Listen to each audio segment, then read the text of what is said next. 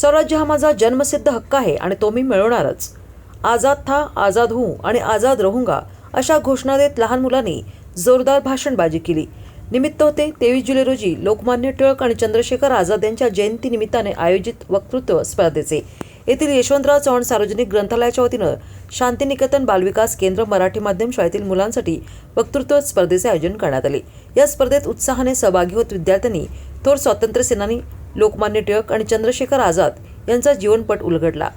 ग्रंथालयाच्या कार्यवाह हर्षा बागल प्रमुख अतिथीपदी होत्या.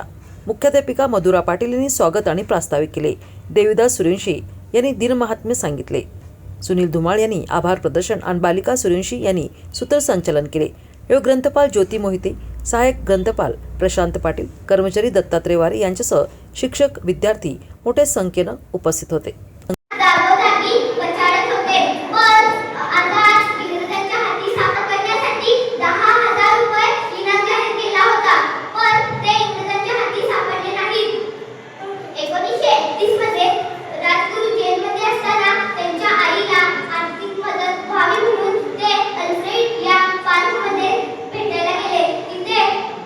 पोलिसांनी आझादांच्या गोळीबार झाला.